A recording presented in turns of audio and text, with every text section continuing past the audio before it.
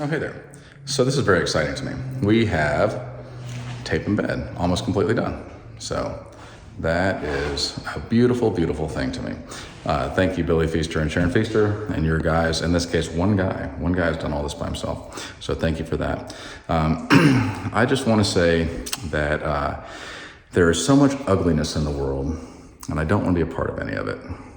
But there's also so much beauty in the world, and I want to be a part of that. And I think you should too. And I'm not talking about filters. I'm not talking about Instagram filters and makeup and plastic surgery. I'm talking about like genuine beauty. People that are, first of all, there's places that are beautiful. There's things that are beautiful. There's experiences that are beautiful, and there are people that are beautiful. And I want to be one of those people.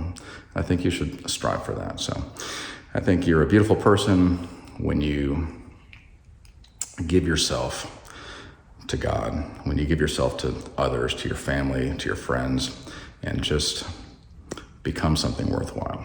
All right, love you guys. Oh, hey there. So we've got Blake here with Davenport Septic, and tell me what you guys are doing here, because I'm very dumb.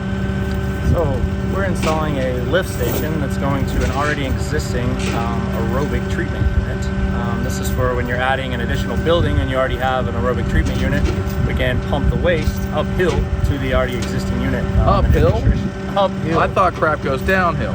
Well, when it's behind a 2 horsepower sewage pump, it can go uphill. But what if there's lumps in it? Well, it's a pressurized pump. Does it grind it up? Grinds it up, sends it grinder uphill. pump? Grinder pump, sends it uphill. I mean, it handles anything from baby wipes to your waste. That sounds very fancy. Fancy, yeah. But does it smell good? You'll never smell it. Everything's underground. It goes to the current aerobic unit. If the current aerobic unit is up to state standard, there's no smell. But do you smell anything? I smell money. You smell money. I smell That's money. what I was getting at. That's what I was getting at. So look, we got a hole dug over here. It's amazing. Not we, you guys. And then that'll go to the building that we've been building. So that's what we're talking about. Come on back over here. Now, I don't know about you, but I want to thank all the haters in my life. Why? Because just like you said that the crap smells like money to you, when people hate on me, I'm like, you made me stronger. Thank you. Thank you for making me stronger. It was miserable going through it, but now I'm a better person. Love it. All right, so what's your number so people will call you? Davenport Septic, 817-487-0601. Give us a call for any of your septic needs. Or else. Oh, hey there. So this is not the last day, but this is really close. This is last day eve here. So we're waiting on granite, and then once we get granite, then we can put in the sink, we can put in the backsplash tile and grout that, and we're pretty much done. So it's beautiful. Let's take a quick walk. So in here, closet, fan light, smoke alarm, doors, windows, everything's done. We still don't have blinds, but that's good. Look in here. Ooh, beautiful. Beautiful, beautiful, beautiful. We still need a shower door, but relatively simple. We got a toilet that works, we got a sink that works. It's wonderful.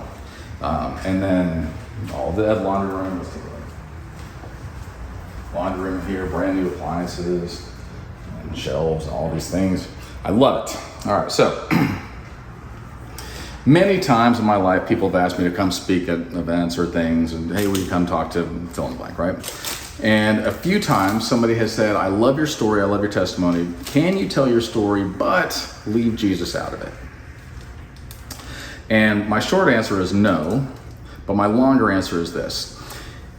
Let's say you were at war or anywhere, and you were about to die, but then somebody else stepped in front of the bullet. Somebody else took your punishment for you, and that person had a name.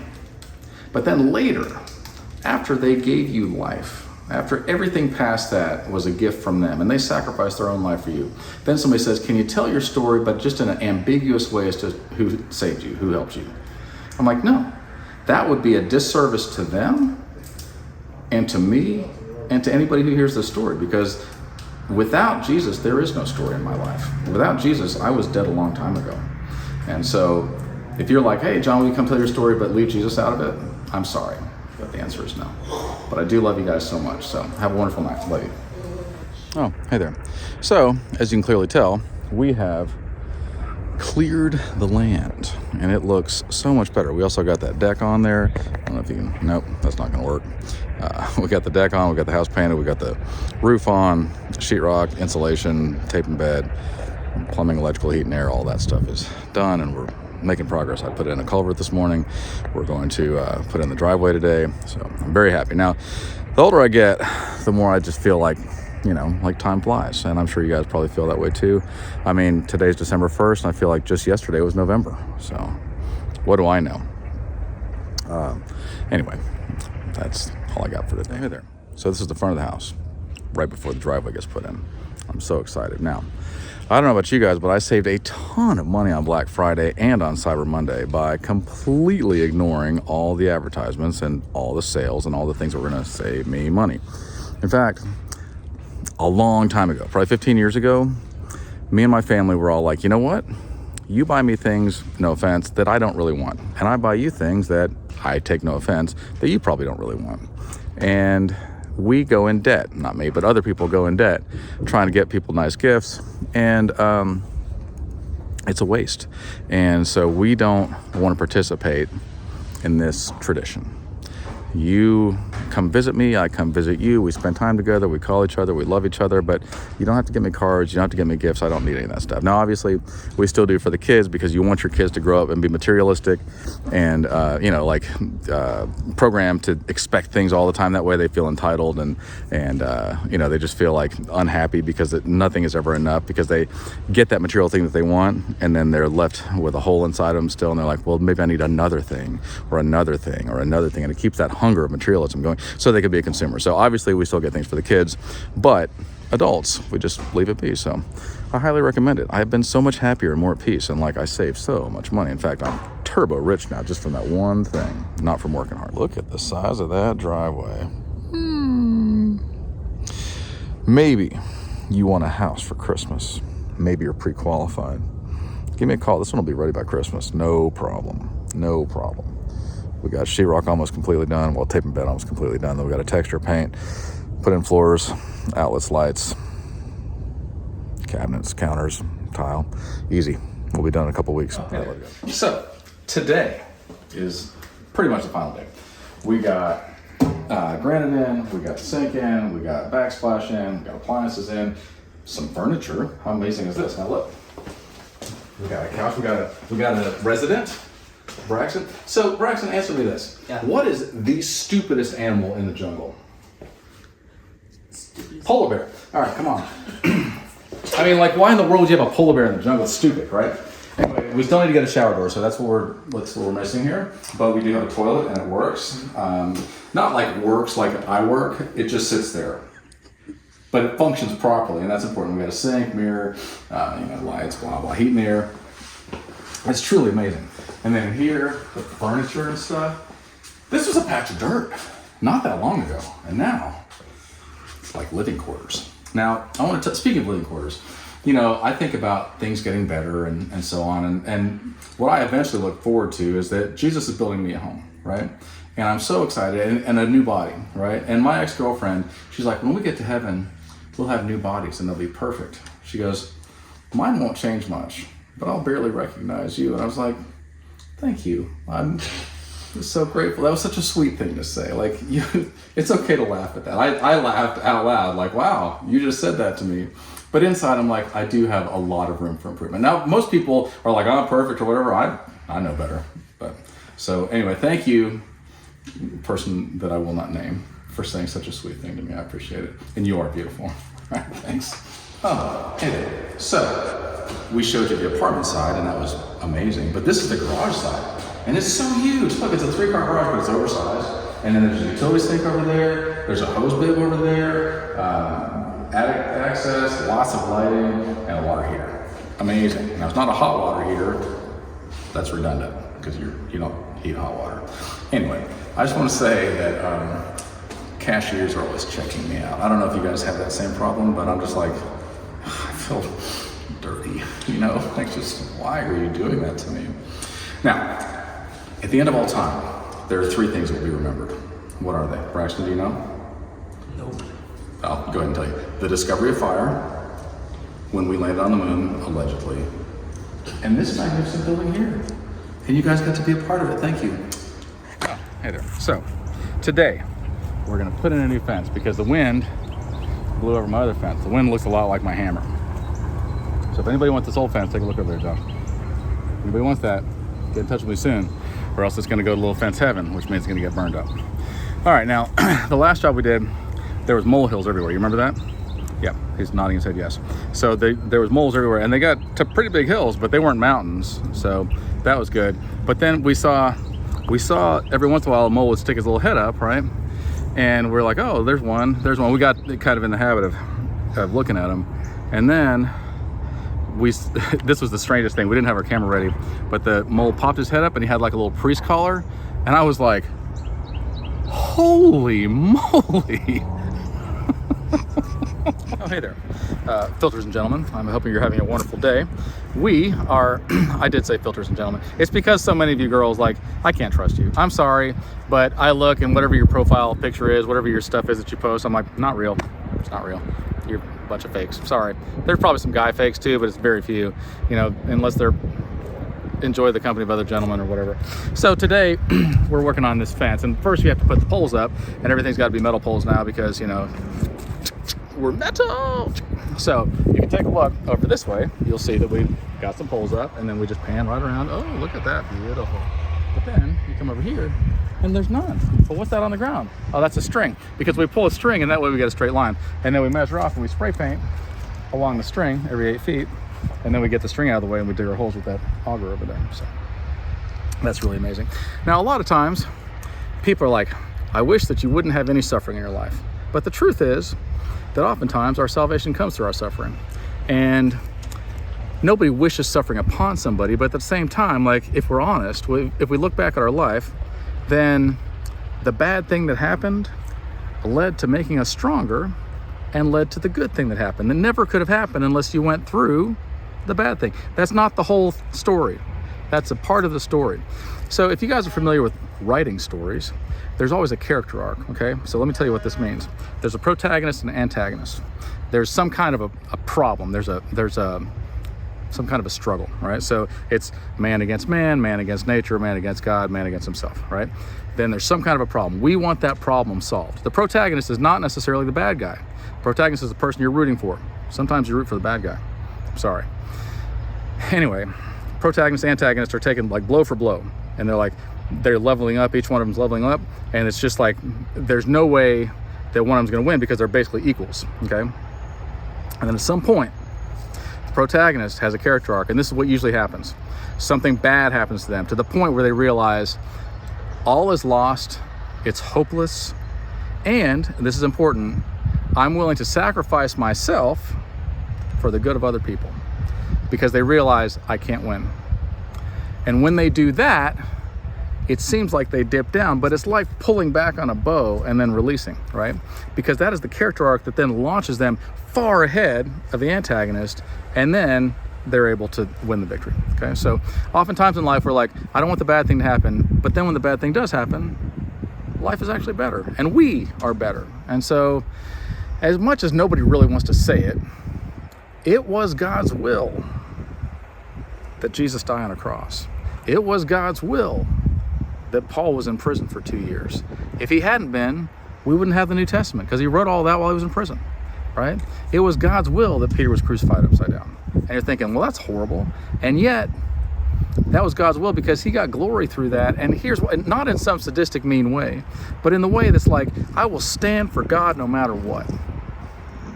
You should do that. We're going to get back to fencing. Oh, hey there. So today is an exciting day for us. Not only did we get all our fence posts in, thank God, and we did some more clearing, which was amazing, but Billy Feaster's guys came in and they sprayed all the texture for us throughout the whole house. Let's get a little bit closer. I'll show you guys. See all this everywhere? Orange peel. It's beautiful, right? So it's going to be everywhere. Now, back to outside where we have light. So, a lot of you guys struggle with anxiety and the fear of the unknown, okay?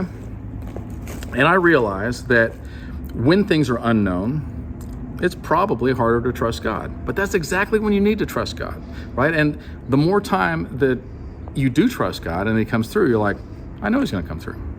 And I had a friend of mine the other day, and he was like, man, I don't have any work. I don't know what I'm going to do. I don't have any work. I don't know what I'm going to do. I didn't have any work for him. Normally I would help, but I didn't have any work for him. And I was like, something will come through. And I saw him last night, and I was like, did something come through? I hadn't talked to him. I hadn't talked to anybody.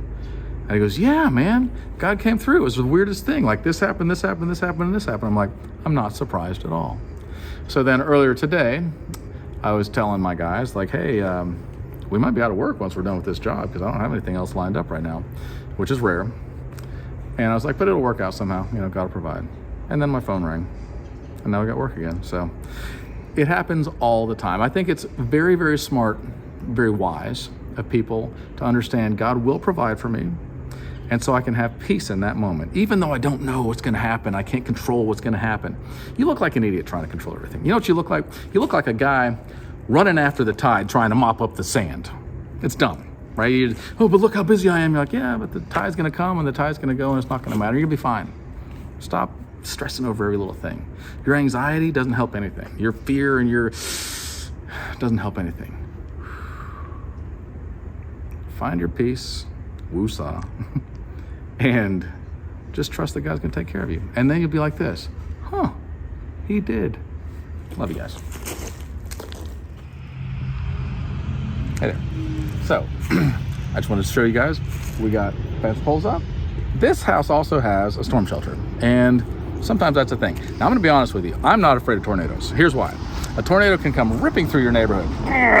Houses are gone, and then come to your house and go, nope, and jump right over it and keep going. It could jump over the whole street and go over there. It could jump 3 houses and hit back and then come back and hit one and then go again. We don't know. So my basic opinion about tornadoes is this. Bring it. If it's my time, it's my time. I'm ready to go home. Trust me, like there's nothing in this world I'm like, oh, but I missed out. And then if it's not, then I'm like, I'm not gonna live in fear. That's just not my thing. Okay, so I want to talk to you guys about how important it is to bring a gift with you when you come.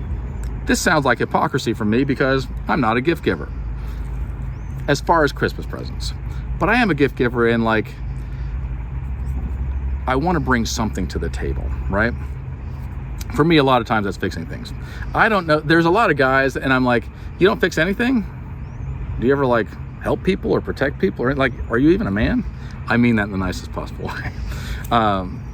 Anyway, so what I mean is that I'm like, how can I help you? How can I make your life better? And that's, I kind of live by default with that. Like, what can I do to make your life better? And I look for those opportunities. I'm like, oh, they need somebody to help them find an apartment. They need somebody to help them get a job. They need somebody to help them teach them basic life skills or whatever in the world it may be. And I'm like, I can do that. I can help that. And what happens when you help people and when you come with a gift, whatever that may be, not in a wrap like a present, but like, I want to give you something, is you level up. You level up in that person's opinion because then they look at you and every time they see you, they think about that person helped me. Don't keep track of when you help people. Don't look for the reward, but eventually it will come. Eventually you'll be like, wow, you know what? I don't even remember being nice to you. And they're like, I remember you being nice to me. That was life-changing for me. And if I get the opportunity to help you, I want to. Also, don't come empty-handed to God.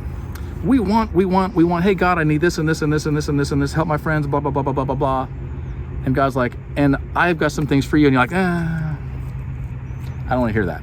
I don't want to listen to you. I don't want to obey you. You're like, well, that's not so cool, right? If there's a one-sided relationship, pretty soon, that's not sustainable, right? So if you come to God and you say, God, I need this so desperately, I'm willing to give you this thing, which is a big deal to me. I'm willing to stop doing this behavior. I'm willing to start doing this behavior. I'm willing to read your word. I'm willing to go to church. I'm willing to do something on my end that's a sacrifice. And I think you level up. I think God goes, I can work with that. I hope that helps. Oh, honk if you don't have a car. See, that's not a nice thing to say. That's. I feel like that's divisive and confrontational. I apologize immediately. Like, if you don't have a car, please don't honk. Not that you could anyway. So today we're putting up the fence. You can tell we got the metal poles in yesterday. We've got the brackets in, and we got the top rail in, and then we're gonna get 2 more rails and start picketing. So that's fantastic. And I can tell it's a pretty good sized yard, and I love that. What I want to talk to you guys today about is being a peacemaker, okay? Not just like, oh, I live at peace, kind of, sort of. Here's something a lot of people don't talk about. The Bible says, if you love those that love you, you're no different than the unbelievers. You're no different than the pagans or the Gentiles, because they all do that, right? Like, it's natural if somebody loves you to love them back. That doesn't mean you're an amazing person. That means you're a person. The end.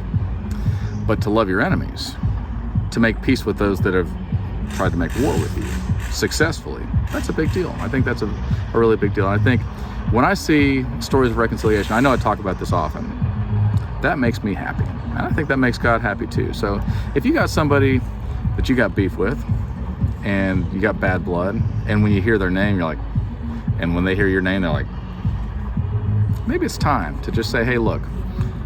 And I've talked to a lot of people recently that are going through this. You look at this person, they make your blood boil. And then you think, you know what I'm gonna do? I'm gonna walk over there and I'm gonna make peace. And here's how you do it. Are you ready? You say, I forgive you for what you did, and I'm sorry for my part.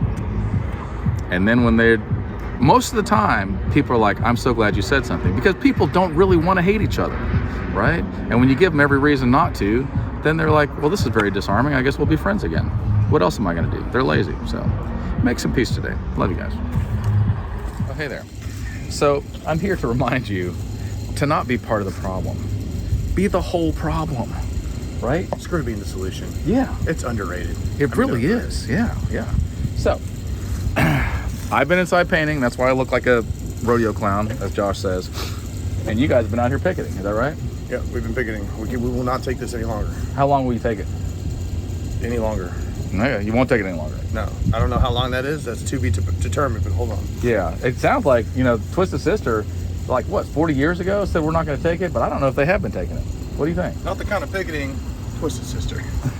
This kind of picketing. Yeah. We're putting pickets up. Oh, no, they're not protesting. That's ridiculous. No, we're way too lazy for all that. I've never even voted. Tell them. I have no idea, but neither have I. My man. Don't be part of the problem. Be the whole problem. So, I clicked accept cookies on my computer, and I've been waiting for quite a while. Still no cookies. Not happy about this. I was like, what a wonderful treat. Nothing.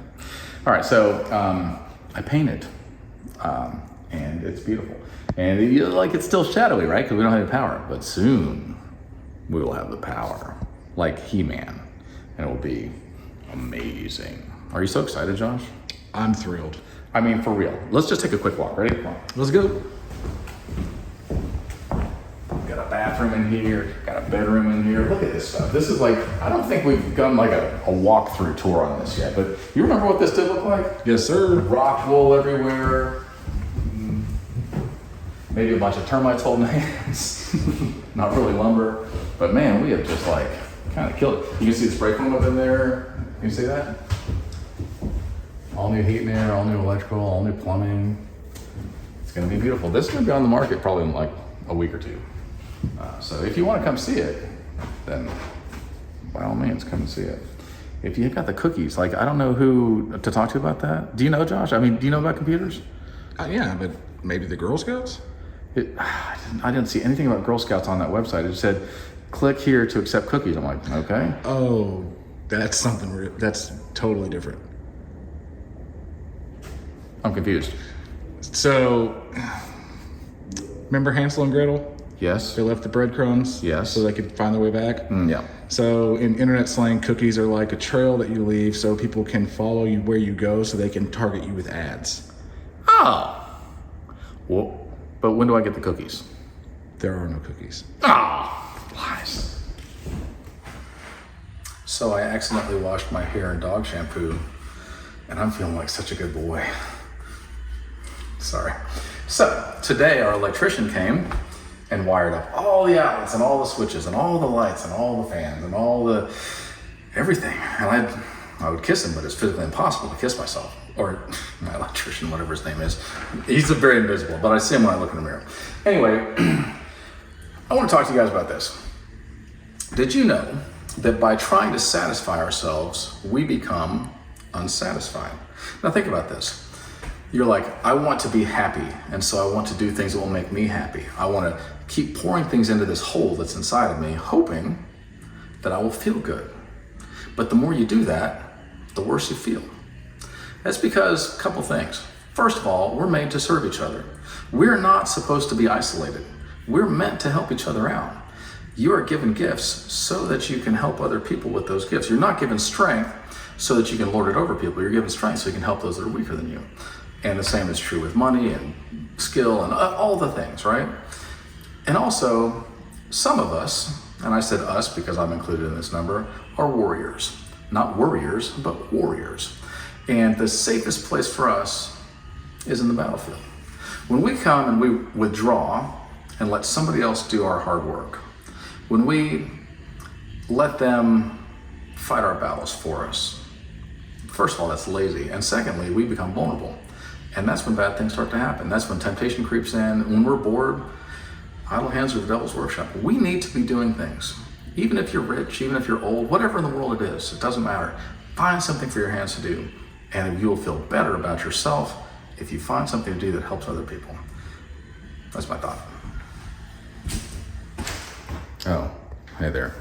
So today we're gonna hang cabinets. I don't know if you noticed this, we've got light. It's beautiful. You guys can't really appreciate this because we try to kind of light the scene every time a little bit, but we've basically been working for the last 36 days like this. But now we turn the lights on, it's like, huh, weird. So I've never actually been kidnapped and held hostage, but I have been in a group text, and I think it's about the same thing. So if you're like, John never puts me in a group text, that's because I love you, and so I won't put you in a group text. If I hated you, I'd be like, let me add you to this thing. And I'd hate your guts, but I'm not a harsh, mean, vengeful person like that. So what we do first is we draw a line where we're gonna hang our upper cabinets. It's easier to hang the uppers first and then put the lowers down in. And then you can see we put marks down and then tested those marks to make sure that there's really a stud there. So that when somebody's holding it like this and their muscles are going, or whatever, jiggling, then, we're not like, is that it? Is that it? Is that it? Is that it? And we make Swiss cheese out of the cabinets. We don't do that. So we mark them first, and then these will go up quite quickly. So I know that this is not a popularity contest, but can I please get some likes on this? It's been about 28 minutes. As you can clearly tell, we got cabinets. Woo-hoo! So now Fidel's gonna come out and measure for granite, and that'll be amazing. We're gonna lay some tile in the bathrooms today. And then hopefully tomorrow we will put in appliances and other things. So that's very exciting. Now, if you're like me, you think a lot. And I know what I think about is when you dream, like, and your dream is over, right? Because sometimes you don't know, like, should I still keep dreaming? But your alarm goes off. But then there's other times you're like, I think it's time to wake up. At that point, when your dream is over, it's like come to a conclusion, everything's wrapped up neatly. Does your dream roll credits? And if it does, I don't know if I'm doing it wrong. Is it like the most important characters in the dream are listed first, produced by, and that's my name, and then all the characters would be me because technically it's me. Or is it alphabetical order, or is it in order of appearance? I don't know. I do know that last night I had a dream that I was a muffler. It was exhausting.